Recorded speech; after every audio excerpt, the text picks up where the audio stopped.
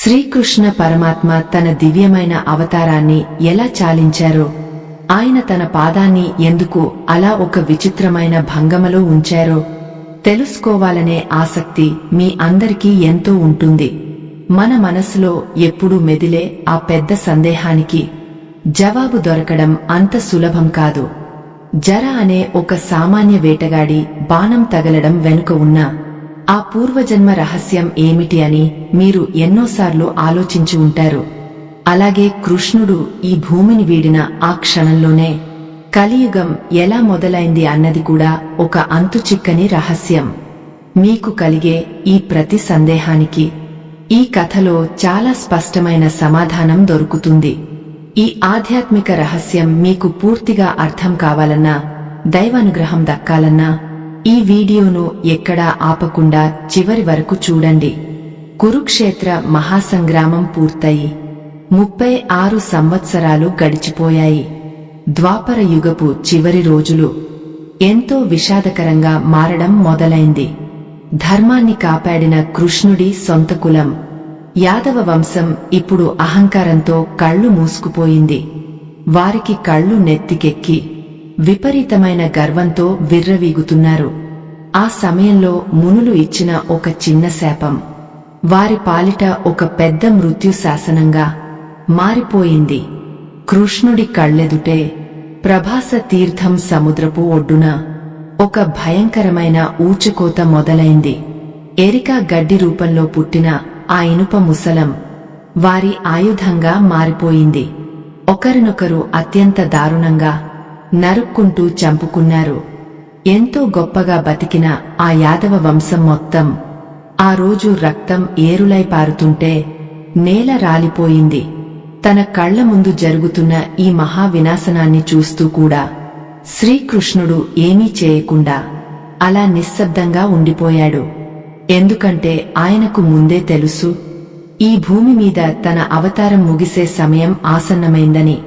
అలాగే తన అన్న బలరాముడు కూడా యోగ ముద్రలో కూర్చుని తన శరీరాన్ని వదిలేశాడు. బలరాముడి నోటి నుంచి ఒక పెద్ద తెల్లటి పాము రూపంలో ఆదిశేషుడు బయటకు వచ్చి పాతాళానికి వెళ్లిపోయాడు. ఇక తన వంతు వచ్చింది అని కృష్ణుడికి పూర్తిగా అర్థమైపోయింది. ఆ మహాద్భుతమైన కృష్ణావతారం తన చివరి ఘట్టానికి చేరుకుంది. తన వారిని కోల్పోయిన ఆ శ్మశాన వాటికను వదిలి కృష్ణుడు మెల్లగా అడుగులు వేసుకుంటూ దట్టమైన అడవి వైపు నడవడం మొదలుపెట్టాడు. ఆయన నడకలో ఎంతో బరువైన ప్రశాంతత స్పష్టంగా కనిపించింది. తన జీవితపు చివరి క్షణాలను గడపడానికి ఆయన సిద్ధమయ్యాడు. ఆ అడవిలో ఉన్న ప్రతి చెట్టు, ప్రతి పిట్ట కూడా ఆయన రాకను గమనించి బాధతో నిశ్శబ్దంగా మారిపోయాయి. గాలి కూడా భయంతో వణికిపోతూ తన వేగాన్ని పూర్తిగా తగ్గించుకుంది. ప్రకృతి అంతా ఆ పరమాత్మ వీడ్కోలు కోసం చాలా భారంగా ఎదురుచూస్తూ ఉండిపోయింది. ఆ సమయంలో ఒక పెద్ద రావి చెట్టు ఆయనకు నీడను ఇవ్వడానికి ఎదురుగా కనిపించింది. ఆ చెట్టు కిందనే కృష్ణుడు ఎంతో ప్రశాంతంగా నేలమీద కూర్చున్నాడు. ఆయన ముఖంలో అప్పటికీ ఆ పసివాడి లాంటి దివ్యమైన చిరునవ్వు అలాగే నిలిచి ఉంది. తన భౌతిక శరీరాన్ని వదిలేయడానికి ఆయన ఒక విచిత్రమైన భంగమను ఎంచుకున్నాడు. ఆయన తన ఎడమ కాలిని కుడి తొడ మీద పెట్టుకుని ఒక కాలు మీద ఇంకో కాలు వేసుకుని కూర్చున్నాడు. ఈ భంగమ చూడడానికి చాలా విచిత్రంగా సాధారణ మానవులు కూర్చునేలా అనిపిస్తుంది. కాని ఆ భంగమ వెనుక యుగయుగాల నాటి ఒక కర్మబంధం, ఒక రహస్యం దాగా ఉండిపోయింది.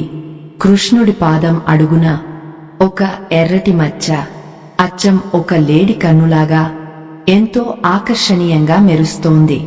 ఆ పచ్చటి అడవిలో ఆ ఎర్రటి మచ్చ మాత్రమే చాలా స్పష్టంగా బయటకు కనిపిస్తోంది.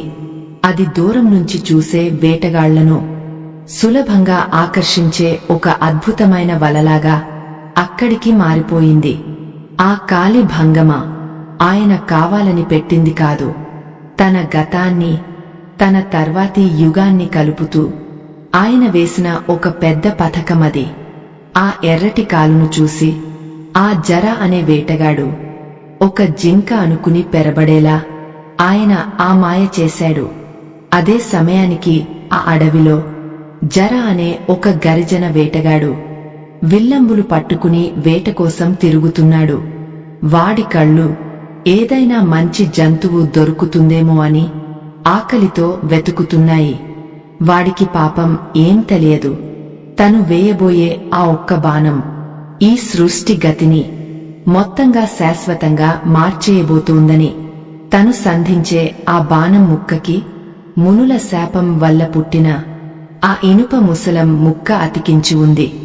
ఆ వేటగాడి అడుగులు రావి చెట్టు వైపుగా మెల్లగా పడుతున్నాయి. వాడి చూపు కృష్ణుడి ఆ ఎర్రటి పాదం మీద పడింది.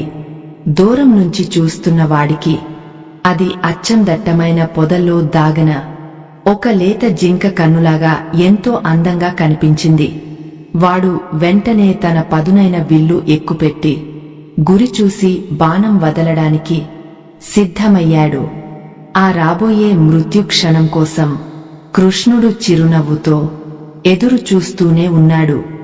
గాలిని చీల్చుకుంటూ ఎంతో వేగంగా దూసుకువచ్చిన ఆ పదునైన బాణం నేరుగా కృష్ణుడి ఎర్రటి పాదానికి అత్యంత బలంగా గుచ్చుకుంది. దట్టమైన ఆ అడవిలో ఆ ప్రాణాంతకమైన బాణం తాకిన చప్పుడు ఎంతో భయంకరంగా ప్రతిధ్వనించింది. వెంటనే ఆ వేటగాడు జరా తన వేట ఎట్టకేలకు విజయవంతమైందని ఎంతో సంతోషంగా కేకలు వేస్తూ పరుగెత్తుకుంటూ వచ్చాడు. వాడికి తాను చేసిన ఆ భయంకరమైన పొరపాటు ఏంటో అప్పటికి ఏమాత్రం అర్థం కాలేదు. పొదలు చాటునుంచి బయటకు వచ్చి ఆత్రంగా చూసిన ఆ వేటగాడికి అక్కడ ఎలాంటి వన్యమృగం కనిపించలేదు. దానికి బదులుగా నెత్తురోడుతున్న పాదంతో ఒక మహాపురుషుడు కింద పచ్చటి గడ్డి మీద పడి ఉన్నాడు. అది చూసిన జరా గుండె ఒక్కసారిగా భయంతో జలధరించి అత్యంత వేగంగా కొట్టుకోవడం మొదలైంది. తను తెలియక చేసిన ఈ మహాపాపానికి వాడి కళ్లలో నుంచి కన్నీళ్లు ఆగకుండా ధారగా కారసాగాయి. వాడి చేతిలో ఉన్న విల్లు ఆటోమేటిక్గా కింద పడిపోయింది. ఓ మహాత్మా, నన్ను దయచేసి క్షమించు, జంతువు అనుకుని పెరబడ్డాను అంటూ కృష్ణుడి పాదాలపై పడివాడు ఢోళ్లుగా ఏడ్చాడు. వాడికి చేతులు కాలాక ఆకులు పట్టుకున్నట్లు. ఇప్పుడు ఎంత ఏడ్చినా లాభం లేదని మెల్లగా అర్థమైంది. తన జీవితం పూర్తిగా నాశనమైపోయిందని భావించి వాడు పడుతున్న ఆ నరకయాతన అంతా ఇంతా కాదు, ఒక అమాయకుడి ప్రాణం తీశానని వాడు తనను తాను లోపల ఎంతో దారుణంగా నిందించుకున్నాడు. అప్పుడు కృష్ణుడు వాడిని ఎంతో ఆప్యాయంగా పైకి లేపి చాలా ప్రేమగా వాడి తల నిమిరాడు. ఇందులో నీ తప్పు ఏమీ లేదు నాయనా, ఇదంతా ముందే రాసిపెట్టి ఉన్న దైవ శాసనం అని చాలా ప్రశాంతంగా బదులిచ్చాడు. త్రేతాయుగంలో జరిగిన ఒక పాత కథను, శ్రీరాముని అవతారాన్ని కృష్ణుడు వాడికి ఆ సమయంలో వివరంగా గుర్తుచేశాడు. వాలి సుగ్రీవుల మధ్య జరిగిన ఆ భయంకరమైన రామాయణ యుద్ధం వాడికి కళ్లకు కట్టినట్లు చెప్పాడు. ఆ రోజు ధర్మాన్ని నిలబెట్టడం కోసం శ్రీరాముడు చెట్టు చాటున దాక్కుని వాలి మీదకు అకస్మాత్తుగా బాణం వేశాడు. అలా దాక్కుని చంపడం వల్ల ఏర్పడిన ఆ కర్మ బంధం నుంచి సాక్షాత్తు భగవంతుడైన శ్రీరాముడు కూడా ఎప్పటికీ తప్పించుకోలేకపోయాడు. దేవుడైనా సరే తాను చేసిన పనికి ఫలితం రాబోయే జన్మలో ఖచ్చితంగా అనుభవించి తీరాల్సిందే. అందుకే వాలి ఆ జన్మలో చనిపోయి ఇప్పుడు జరా అనే సాధారణ వేటగాడిగా మళ్లీ ఈ జన్మలో పుట్టాడు. శ్రీరాముడే ఆ తర్వాత జన్మలో సాక్షాత్తు శ్రీకృష్ణుడిగా అవతరించి నాటి ఆ కర్మను తీర్చుకోవడానికి మానవ రూపంలో సిద్ధమయ్యాడు. తన మరణాన్ని ఆ వాలి చేతిలోనే రాసిపెట్టి ఒక గొప్ప ధర్మ సూక్ష్మాన్ని ఈ లోకానికి స్పష్టంగా చాటి చెప్పాడు. సృష్టి నియమాల ముందు సాక్షాత్తు దేవుడైనా ఒక సామాన్య మనిషైనా ఇద్దరూ సమానమే అని ఈ సంఘటన నిర్ద్వంద్వంగా నిరూపిస్తోంది. కర్మ సిద్ధాంతం ఎంత పటిష్టమైనదో కృష్ణుడు తన సొంత మరణం ద్వారా మనందరికీ ఒక గొప్ప పాఠంగా నేర్పించాడు.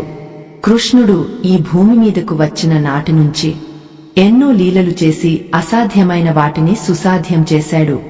కాని తన మరణాన్ని మాత్రం తను ఎంచుకున్న కర్మ బంధానికి పూర్తిగా వదిలేశాడు. దేవుడు స్వయంగా గీసిన గీతను ఆ దేవుడే చెరిపేయలేడు అన్నది ఎంతో మందికి తెలియని ఒక చాలా అరుదైన పౌరాణిక రహస్యం. సకల చరాచర సృష్టికి మూలమైనవాడు ఒక సామాన్యుడి చేతిలో ఇలా నేలకొరగడం ఎంతో ఆశ్చర్యంగా అనిపిస్తుంది. ఆ మాటలు విన్న జరా కన్నీళ్లు తుడుచుకుని తీవ్రమైన భయంతో చేతులు కట్టుకుని దేవుడి ముందు అలాగే నిలబడిపోయాడు. కృష్ణుడి పాదం నుంచి కారుతున్న ఎర్రటి నెత్తురు ఆ పచ్చటి గడ్డిమీద మెల్లగా పారుతూ భూమిని తాకుతోంది. ఆ పవిత్రమైన రక్తం చుక్కలు నేలను తాకగానే యుగాల చక్రం ఒక్కసారిగా గిర్రున తిరిగే సమయం వేగంగా మారిపోవడం మొదలైంది. భూమి మీద ఎప్పుడూ లేని ఒక వింతైన అంధకారం మెల్లమెల్లగా కమ్ముకోవడం అప్పుడే ప్రారంభమైంది. ద్వాపర యుగపు చివరి వెలుగులు ఆ దేవుడి రక్తంతో పాటే భూమి మీద మెల్లగా ఆరిపోతున్నాయి. సాక్షాత్తు భగవంతుడు ఈ భూమిని వదిలి వెళుతున్నాడన్న తీవ్రమైన భయంతో ప్రకృతి కూడా శోకసంద్రంలో పూర్తిగా మునిగిపోయింది. ఆకాశంలో నల్లటి కారు మబ్బులు అకస్మాత్తుగా కమ్ముకుని వెచ్చటి సూర్యుని కాంతిని పూర్తిగా తమలో కప్పేశాయి. పక్షుల కెలకెల రావాలు అన్నీ ఆగిపోయి ఆ దట్టమైన అడవి మొత్తం ఒక భయంకరమైన శ్మశాన నిశ్శబ్దంలోకి జారుకుంది. గాలి కూడా ఏడవడం మెల్లగా మొదలుపెట్టింది. శ్రీకృష్ణుడు తన కళ్ళు మెల్లగా మూసుకుని పెదవుల మీద చిరునవ్వుతో ఆ కర్మఫలాన్ని ఎంతో సంతోషంగా స్వీకరించాడు. ఆయన ముఖంలో మరణ వేదనకు సంబంధించిన ఎలాంటి బాధ లేదు. కేవలం తన బాధ్యత తీరిన ఆనందం మాత్రమే చాలా స్పష్టంగా కనిపిస్తోంది. ఇది కేవలం ఒక అవతార ముగింపు మాత్రమే కాదు, రాబోయే యుగపు మహావినాశనానికి ఇది ఒక బలమైన నాంది మాత్రమే. కలియుగం అనే భయంకరమైన చీకటి రాత్రికి భూమి మీద ఇదే తొలి అడుగు. శ్రీకృష్ణుడి ప్రాణాలు నెమ్మదిగా గాలిలో కలవగానే భూమి ఒక్కసారిగా పెద్దగా కంపించి వణికిపోయింది. ఆయన తన దివ్యమైన దేహాన్ని వదిలిపెట్టిన ఆ క్షణంలోనే సముద్రాలు అల్లకల్లోలంగా మారిపోయి దారుణంగా భయంకరంగా రోషించడం మొదలుపెట్టాయి. సృష్టి అంతటా ఒకటే చెప్పలేనంత బాధ మరియు విషాదం. దేవతలు కూడా ఆకాశం నుంచి పూలవాన కురిపించడం మానేసి వెక్కి వెక్కి కన్నీళ్లు పెట్టుకున్నారు. సాక్షాత్తు భగవంతుడు ఈ లోకాన్ని పూర్తిగా వదిలి వెళ్లగానే ధర్మం ఒంటికాలిపై నిలబడటం మెల్లగా మొదలైంది. కంచే చేను మేసినట్లు ఇక ముందు సమాజాన్ని రక్షించాల్సిన రక్షకులే ప్రజలను హింసించే ఘోరమైన రోజులు రాబోతున్నాయని మునులు స్పష్టంగా గ్రహించారు. చీకటి శక్తులు అన్నీ ఒక్కసారిగా నిద్రలేచి భూమి మీద తమ విలయతాండవం చేయడానికి చాలా ఉత్సాహంగా సిద్ధమయ్యాయి. ఆ క్షణంలో సృష్టి అంతా ఒక అనాథలాగా మారిపోయి ఎంతో దిక్కుతోచని దారుణమైన స్థితిలో పడిపోయింది. శ్రీకృష్ణుడి ముఖంలో మాత్రం ఆ భయంకరమైన చివరి నిమిషంలో కూడా ఆ ప్రశాంతమైన పసివాడి చిరునవ్వు ఏమాత్రం చెరగలేదు. తనని నమ్ముకున్న అసంఖ్యాకమైన వేలాది భక్తుల కోసం తాను ఎప్పుడూ తోడుగానే ఉంటానని ఆయన మౌనంగానే అందరికీ గట్టిగా మాట ఇచ్చాడు. భక్తులారా, ఈ హృదయ విదారకమైన దృశ్యం చూశాక మీ మనసు కూడా కదిలిపోయి ఉంటే కింద కామెంట్స్ లో ఓం నమో భగవతే వాసుదేవాయ అని రాసి ఆ పరమాత్మను ఒక్కసారి భక్తిగా స్మరించుకోండి. దేవుడి మీద మీకున్న స్వచ్ఛమైన ప్రేమను అందరికీ చాటుకోవడానికి ఇదే మనకు దొరికిన ఒక అద్భుతమైన అవకాశం. మరోవైపు అమాయక జరా వేటగాడు కృష్ణుడి దేహం ముందు దీనంగా కూర్చుని తీవ్రమైన పశ్చాత్తాపంతో కుమిలిపోతున్నాడు. ఆయన శరీరంలో కదలికలు పూర్తిగా ఆగిపోవడం చూసి వాడి గుండె ముక్కలై బద్దలైనంత పనైంది. అప్పుడే ఆ దివ్యమైన దేహం నుంచి ఒక అత్యంత ప్రకాశవంతమైన బంగారు రంగు జ్యోతి బయటకు రావడం వాడు కళ్ళారా ఆశ్చర్యంగా చూశాడు. ఆ అద్భుతమైన కాంతి కిరణం భూమి నుంచి నేరుగా ఆకాశంలోకి ఒక మార్గంలాగా ఏర్పడి అనంతమైన అంతరిక్షంలోకి చాలా వేగంగా దూసుకుపోయింది. ఆ దివ్యమైన వెలుగు నేరుగా వైకుంఠానికి దారి తీస్తుందని బ్రహ్మాది దేవతలు అందరూ గ్రహించి ఎంతో భక్తితో చేతులెత్తి నమస్కరించారు. ఆయన శాశ్వతంగా వెళ్లిపోతున్న ఆ దారి పెడవున సృష్టిలోని ప్రతి అణువు ఆయనకు కన్నిటితో అత్యంత భారంగా వీడ్కోలు పలికింది. ఆ పరమాత్మ దయ మరియు కరుణ లేని ఈ భూమి ఇక ప్రాణం లేని ఒక మొండెంలాగా పూర్తిగా తన కళను తప్పిపోయింది. నిరంతరం ఎప్పుడూ సాగే వేదాల ఘోష కూడా సరిగ్గా ఆ క్షణంలో ఆగపోయి మూగబోయి నిశ్శబ్దంగా ఉండిపోయింది. సరిగ్గా ఇదే తనకు దొరికిన సరైన అదనుగా భావించిన కలిపురుషుడు భూమి మీద తన పూర్తి ఆధిపత్యం కోసం అడుగుపెట్టడానికి ఎంతో ఉత్సాహంగా పరుగులు తీశాడు. ద్వాపర యుగపు సత్యం మరియు ధర్మం అంతా గంగలో పూర్తిగా కలిసిపోయి క్రమంగా అధర్మం తన వేళ్లు పూనుకోవడం మెల్లగా మొదలైంది. మనుషుల మనసుల్లో ఎన్నడూ లేని క్రూరమైన స్వార్థం, అలాగే కల్మషం లేని ద్వేషం లాంటివి విషంలాగా నెమ్మదిగా వ్యాపించడం అప్పుడే ప్రారంభమైంది. రాబోయే భయంకరమైన దుర్భర రోజులకు మరియు వినాశనానికి ఇదంతా ఒక చాలా స్పష్టమైన సంకేతంగా శాశ్వతంగా మారిపోయింది. సరిగ్గా అదే ఆ సమయానికి అక్కడికి పరుగు పరుగున చేరుకున్న పాండవులు జరిగిన ఈ మహాదారుణాన్ని చూసి గుండెలు పగలేలా నేలమీద పడి రోదించారు. వాళ్ల ప్రతి అడుగులో తోడుగా ఉన్న ప్రాణానికి ప్రాణమైన కృష్ణుడు ఇక లేడు అన్న కఠోరమైన నిజాన్ని వాళ్లు ఏమాత్రం జీర్ణించుకోలేకపోయారు.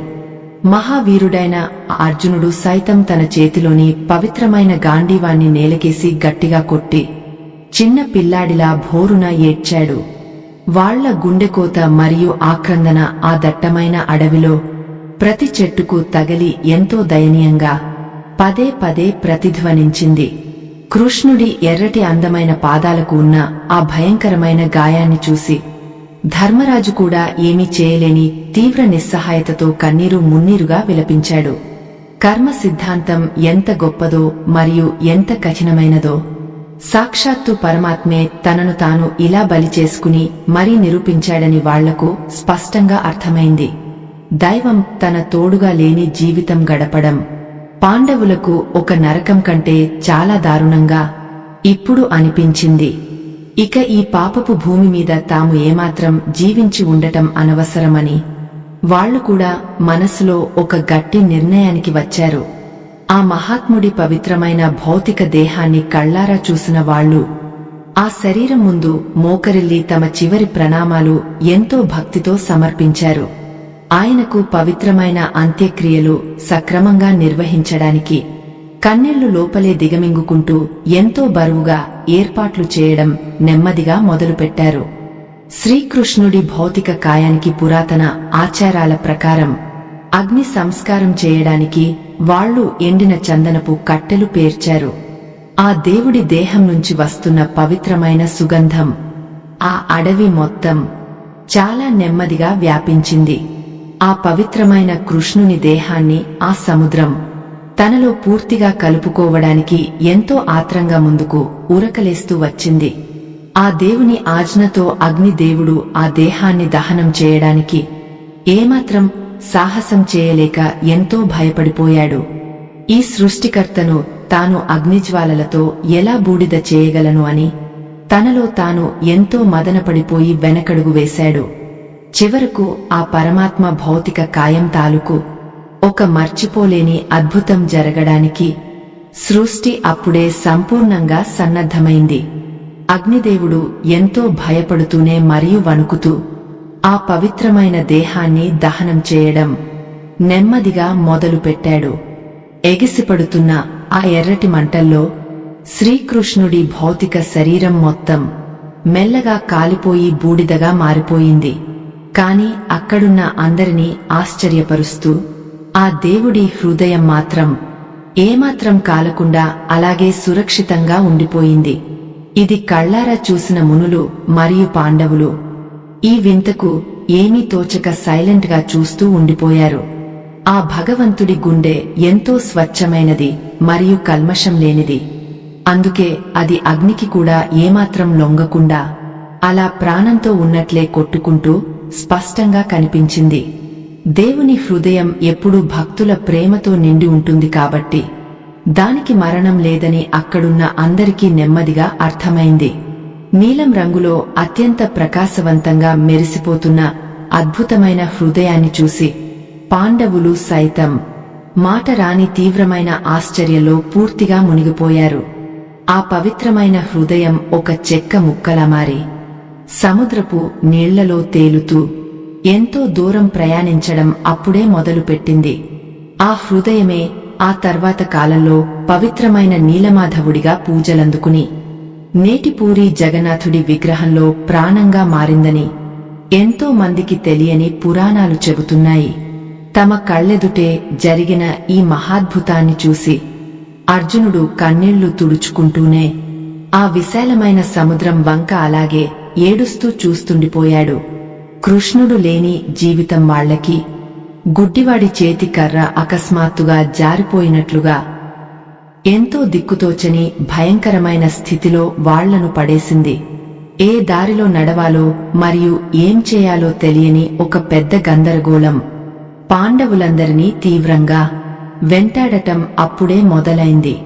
వాళ్ల మనసుల్లో ఏర్పడిన అంతులేని శూన్యం ఒక పెద్ద చీకటి కొండలాగా గుండెల మీద బరువుగా కూర్చుని అలాగే ఉండిపోయింది. సరిగ్గా అప్పుడే మరొక ఊహించని చేదు నిజం మహావీరుడైన అర్జునుడికి చాలా కఠినంగా ఎదురై వాడిని కుదిపేసింది. కృష్ణుడు తమతో లేకపోవడం వల్ల తనలోని అద్భుతమైన శక్తులన్నీ కూడా గాలిలో పూర్తిగా కలిసిపోయాయని అతనికి అర్థమైంది. అప్పటి వరకు తనదే అనుకున్న ఆ మహాబలం మరియు శౌర్యం అంతా కేవలం ఆ పరమాత్మ పెట్టిన భిక్ష మాత్రమే అని అతనికి స్పష్టంగా తెలిసిపోయింది. ఈ పచ్చి నిజాన్ని జీర్ణించుకోవడం ఆ మహాయోధుడికి ఎంతో నరకప్రాయంగా మరియు అవమానంగా అనిపించింది. యాదవ వంశానికి చెందిన ముసలి వాళ్లను మరియు స్త్రీలను రక్షించుకుంటూ అర్జునుడు వాళ్లను మునిగిపోతున్న ద్వారక నుంచి హస్తినాపురానికి సురక్షితంగా తీసుకుని వస్తున్నాడు.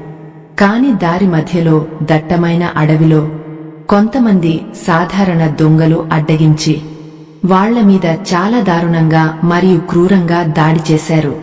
లోకంలోనే ఎంతో గొప్ప విలుకాడైన అర్జునుడు తన చేతిలో ఉన్న పవిత్రమైన గాండివం తీసి ఎక్కుపెట్టడానికి ఎంత ప్రయత్నించినా ఏమాత్రం సాధ్యపడలేదు. అతని అమ్ముల పొదిలో ఉన్న దివ్యాస్త్రాలు అన్నీ ఒక్కసారిగా తమ మంత్రశక్తిని పూర్తిగా కోల్పోయి పనికిరాని ఎండిన కర్రల్లా మారిపోయాయి. ఎందరో మహామహులను కదనరంగంలో మట్టి కరిపించిన ఆ వీరుడు రోడ్డు మీద ఉండే సామాన్య దెంగల చేతిలో ఎంతో ఘోరంగా మరియు దయనీయంగా ఓడిపోయాడు. ఆ దొంగలు అర్జునుడి కళ్లెదుటే ఆ అమాయక స్త్రీలను మరియు కృష్ణుడి సంపదను ఏమాత్రం భయం లేకుండా బలవంతంగా లాక్కుని వెళ్లిపోయారు. కృష్ణుడి దయ లేకపోతే తను ఒక సాధారణ బలం లేని మనిషి కంటే కూడా ఎంతో తక్కువ అని అర్జునుడు తీవ్రంగా ఏడ్చాడు. ఈ అత్యంత అరుదైన మరియు విచిత్రమైన సంఘటన మనిషి అహంకారాన్ని దేవుడు కఠినంగా ఎలా అణిచేస్తాడో మనకు చాలా స్పష్టంగా కళ్లకు కట్టినట్లు చూపిస్తుంది. కలిపురుషుడు ఇక ఏమాత్రం ఆలస్యం చేయకుండా ఖాళీగా ఉన్న ఈ భూమి మీద తన ప్రభావాన్ని విపరీతంగా పెంచడం వేగంగా మొదలుపెట్టాడు. ప్రకృతిలో ఎప్పుడూ లేని విపరీతమైన మార్పులు రావడం మరియు మనుషుల ప్రవర్తనలో క్రూరమైన స్వార్థం మెల్లగా పెరగడం అప్పుడే ప్రారంభమైంది. పచ్చగా ఎంతో కళకళలాడే చెట్లు అన్నీ ఎండిపోయి నిండుగా పారే నదుల్లో నీరు కూడా ఇంకిపోవడం సామాన్య ప్రజలకు ఎంతో భయాన్ని కలిగించింది. ఆ భయంకరమైన మరియు పాపపు చీకటి రోజులను ఎదుర్కోలేక పాండవులు సైతం తమ ఇష్టమైన రాజ్యాన్ని వదిలి హిమాలయాలకు వెళ్లాలని మనసులో గట్టిగా నిర్ణయించుకున్నారు. ఈ అందమైన లోకం మొత్తం ఒక మహా వినాశనం వైపు ఎవరూ ఆపలేనంత చాలా వేగంగా మరియు దారుణంగా అడుగులు వేయడం శాశ్వతంగా మొదలుపెట్టింది. భక్తులారా, సనాతన ధర్మం మరియు పురాణాలలోని ఇలాంటి ఎన్నో అద్భుతమైన మరియు ఎవరికీ తెలియని ఆసక్తికరమైన రహస్యాలను మీరు ప్రతిరోజు ఇక్కడ వింటున్నారు. ఈ పురాతనమైన అత్యుత్తమ ఆధ్యాత్మిక జ్ఞానాన్ని ప్రతి ఒక్కరికి ఉచితంగా అందించడానికి మేము రాత్రి పగలు ఎంతో శ్రమించి కష్టపడుతున్నాము. ఈ ధర్మబద్ధమైన ప్రయత్నంలో మాకు మీ వంతుగా చిన్న ఆర్థిక సహాయం చేయాలనుకుంటే దయచేసి స్క్రీన్ మీద కనిపిస్తున్న స్కానర్ ద్వారా మీ విరాళం పంపించండి. మీ చిన్న సాయం మాకు ఇలాంటి మరిన్ని మంచి కనుమరుగైన కథలు చెప్పడానికి ఎంతో ధైర్యాన్ని మరియు బలాన్ని ఇస్తుంది. ఇప్పుడు ఈ కలియుగం ముదిరే కొద్దీ భూమి మీద ఎలాంటి దారుణాలు జరగబోతున్నాయి అన్నది ముందు ముందు మనకు మరింత భయంకరంగా అర్థమవుతుంది. ఆ దేవుడు చూపించిన దారిని మర్చిపోయి ఈ మానవాడి మొత్తం ఒక భయంకరమైన మాయలో మరియు అంధకారంలో ఎలా కూరుకుపోయిందో మనం తప్పక తెలుసుకోవాలి. శ్రీకృష్ణుడు తన భౌతిక శరీరాన్ని వదిలేసిన ఆ మరుక్షణం నుంచే ఈ భూమిపై పరిస్థితులు ఎంతో దారుణంగా మారిపోయాయి.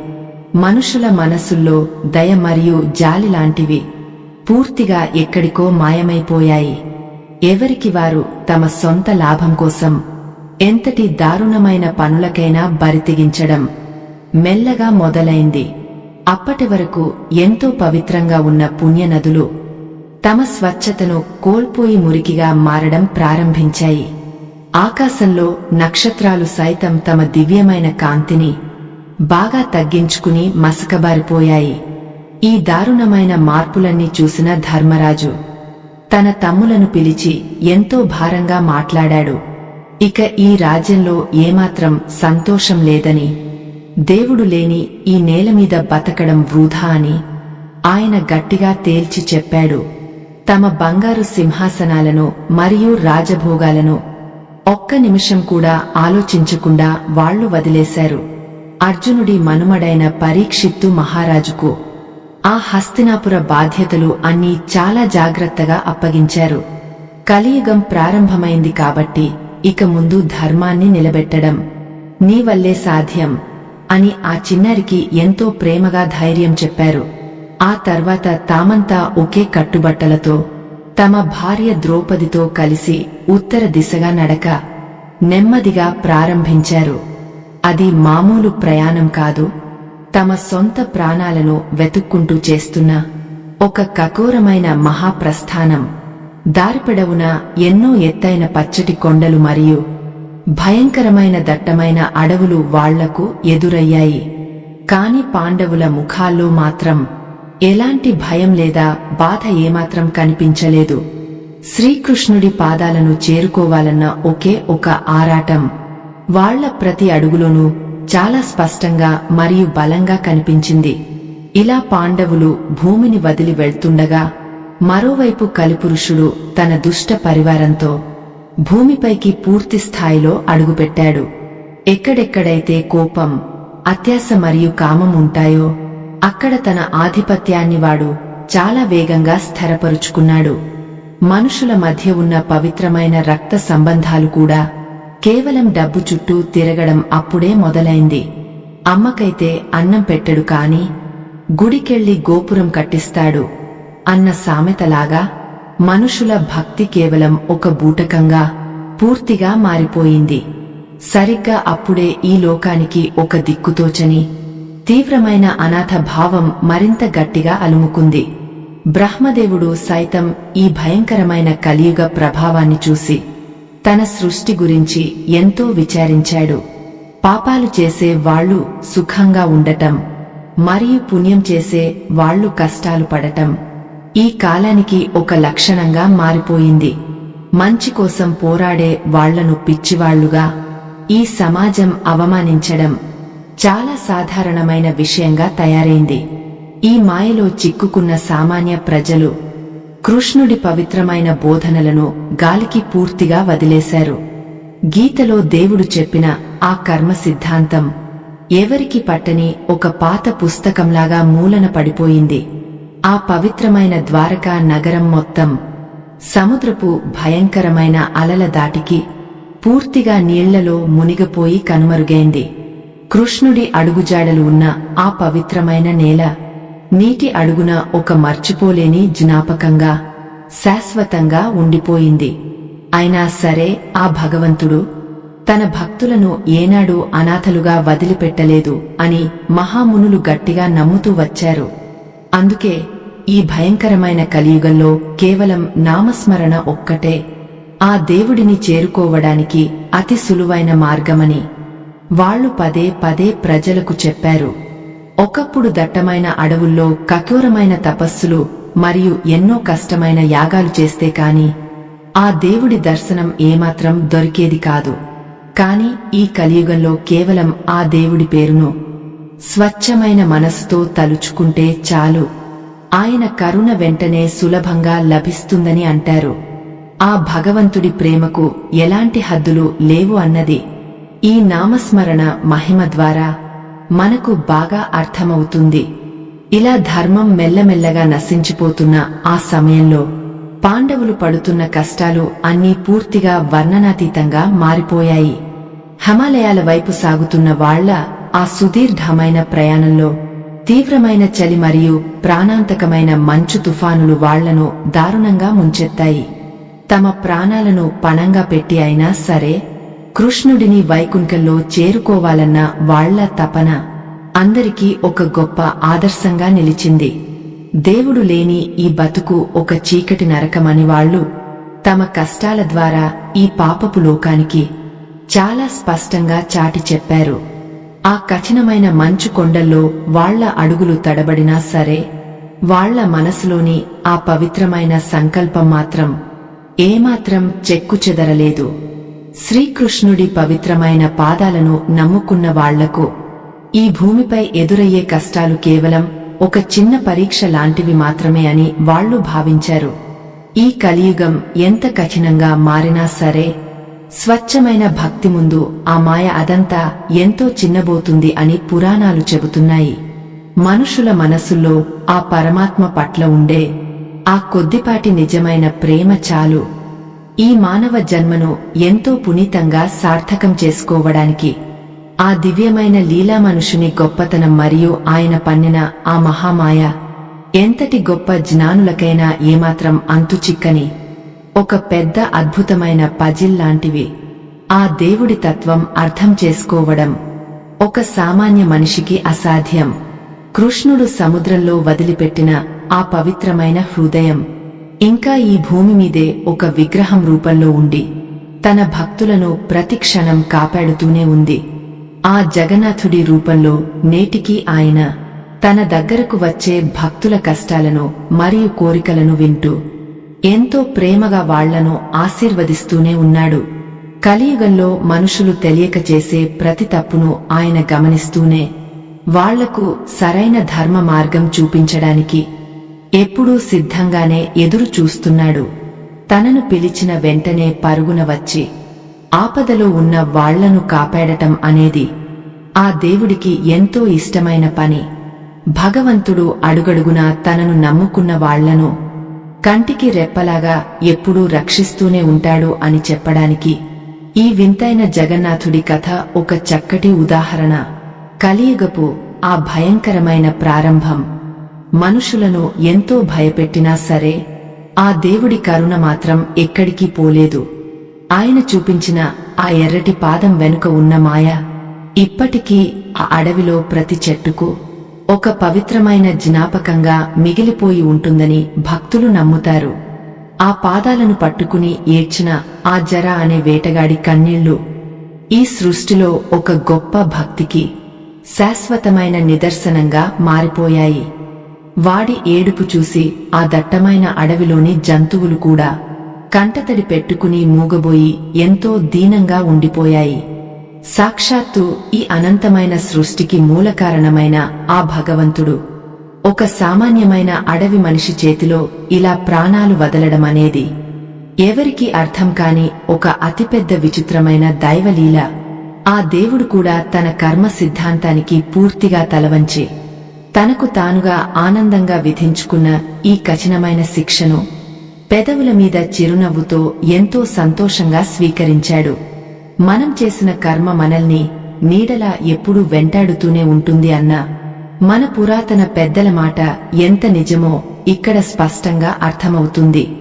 మన పల్లెటూళ్లలో పెద్దలు ఒక పాత సామెత ఎప్పుడు చెబుతారు కదా, విత్తనం ఏది నాటితే మనం కోసే పంట కూడా ఖచ్చితంగా అదే వస్తుంది అని. అలాగే ఈ జన్మలో మనం చేసిన మంచి లేదా చెడు పనుల తాలూకు ఫలితం ఎప్పటికైనా సరే వడ్డీతో సహా తిరిగి మన దగ్గరికే ఖచ్చితంగా వచ్చి తీరుతుంది. దేవుడు స్వయంగా మానవ రూపంలో ఈ భూమి మీద పుట్టినా సరే తాను గత జన్మలో చేసిన పనికి మూల్యం చెల్లించుకోక తప్పలేదు. ఈ లోతైన నగ్న సత్యాన్ని పూర్తిగా తెలుసుకున్న వాళ్లకు ఈ తాత్కాలికమైన జీవితం మీద ఎలాంటి తప్పుడు ఆశలు ఇక ఏమాత్రం మిగలవు అని పురాణాలు ఘోషిస్తున్నాయి. ఇటువైపు హిమాలయాల కొండల్లో నడుస్తున్న 5 పాండవులు తమ కఠినమైన ప్రయాణంలో ఎన్నో దారుణమైన కష్టాలు పడుతూ ఒక్కొక్కరుగా మంచులో నేలకొరగడం నెమ్మదిగా మొదలైంది. గొప్ప ధర్మరాజు తన వెనక ప్రాణాలు వదులుతూ పడిపోతున్న సొంత తమ్ములను చూస్తూ ఎంతో భరించలేని గుండెకోతతో కన్నీరు మున్నీరు అవుతూ అలాగే బరువుగా ముందుకు అడుగులు వేస్తూనే ఉన్నాడు. ఆ పరమాత్మ చల్లటి తోడు లేకుండా ఈ కఠినమైన లోకంలో ఒక్క అడుగు ముందుకు వేయడం కూడా మనిషికి ఎంతటి నరకమో వాళ్లకు అప్పుడు పూర్తిగా తెలిసొచ్చింది. భక్తులారా, మీకోసం ఇలాంటి ఎన్నో అద్భుతమైన మరియు ఎవరికీ తెలియని విలువైన పౌరాణిక రహస్యాలను అన్వేషించి మరి ఇక్కడ మీ ముందుకు తీసుకువస్తున్నాము. పురాతనమైన మన ఈ గొప్ప సనాతన ధర్మం గురించి ప్రతి సామాన్యమైన మనిషికి చాలా స్పష్టంగా అర్థమయ్యేలా చెప్పడానికి మేము నిరంతరం ఎంతో శ్రమించి కష్టపడుతున్నాము. మా ఈ నిజాయితీతో కూడిన చిన్న ధార్మిక ప్రయత్నానికి మీరు కూడా మనస్ఫూర్తిగా మద్దతు ఇవ్వాలనుకుంటే స్క్రీన్పై కనిపిస్తున్న స్కానర్ ద్వారా మీ అమూల్యమైన విరాళం దయచేసి పంపించండి. మీరు చేసే ఆ కొద్దిపాటి సాయం మాకు ఎంతో గొప్ప బలాన్ని ఇచ్చి ముందు ముందు మరింత మంచి ధర్మ ప్రచారానికి ఎంతగానో ఉపయోగపడుతుంది. శ్రీకృష్ణ పరమాత్మ ఈ పాపపు లోకాన్ని భౌతికంగా వదిలి వెళ్లడం అంటే ఆయన మనందరికీ ఎక్కడికో పూర్తిగా దూరంగా వెళ్లిపోయాడని ఏమాత్రం కాదు. మనందరి గుండెల్లో ఎక్కడైతే స్వచ్ఛమైన ప్రేమ మరియు ఎదుటివారి పట్ల కల్మషం లేని దయ ఎల్లప్పుడూ ఉంటాయో అక్కడ ఆయన ఖచ్చితంగా కొలువై ఉంటాడు. ఈ భయంకరమైన కలియుగంలో ధర్మం ఒంటి కాలిపై నిలబడి కుంటుతూ నడుస్తున్నా సరే భగవంతుడి నామాన్ని గట్టిగా విశ్వాసంతో పట్టుకుంటే చాలు, మనం ఎంతో క్షేమంగా ఉంటాము. స్వార్థంతో నిండిపోయిన ఈ మాయా ప్రపంచంలో ఆ కృష్ణ నామ జపమే మనందరికీ ఒక అత్యంత శక్తివంతమైన అండగా మరియు ఆయుధంగా మారుతుంది. జర అనే అమాయక వేటగాడు తెలియక వేసిన ఒకే ఒక్క బాణం యుగాల నాటి కర్మబంధాన్ని శాశ్వతంగా తెంచేసి ఒక భయంకరమైన కొత్త కాలానికి దారితీసింది. కృష్ణుడి ఎర్రటి పాదం కింద ఎంతో రహస్యంగా దాగవున్న ఆ దారుణమైన మృత్యు రహస్యం నేడు కోట్లాది మంది భక్తులకు ఒక గొప్ప ఆత్మ జ్ఞానోదయం కలిగించింది. మనిషి తన జీవితకాలంలో ఎంత గొప్ప సంపద కూడబెట్టినా సరే చివరకు తన సొంత కర్మల భారాన్ని మాత్రమే తన వెంటపైకి తీసుకుని వెళ్తాడు అన్నది ఎవరూ మార్చలేని అక్షర సత్యం. దేవుడి పవిత్రమైన పాదాలను పూర్తి నమ్మకంతో శరణు కోరడం మినహా ఈ కలియుగంలో మనల్ని రక్షించే నాథుడు ఇంకెవరూ లేరని దయచేసి గ్రహించండి.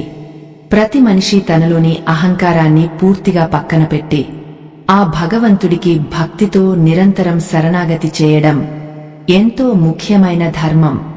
మన మనసులో ఎప్పటికప్పుడు పుట్టే చెడు ఆలోచనలను అక్కడే చంపేసి ఆ సర్వాంతర్యామి పట్ల నిష్కల్మషమైన భక్తిని మనం ప్రతిరోజూ పెంచుకోవాలి. అప్పుడే మనకు మనం చేసుకున్న ఈ పాపాల నుంచి ఒక శాశ్వతమైన విముక్తి లభించి ఆ పరమాత్మ పాదాల చెంత ప్రశాంతమైన చోటు దొరుకుతుంది. ఆధ్యాత్మిక ప్రయాణం ఇక్కడితో ముగిసిపోయింది. స్వస్తి.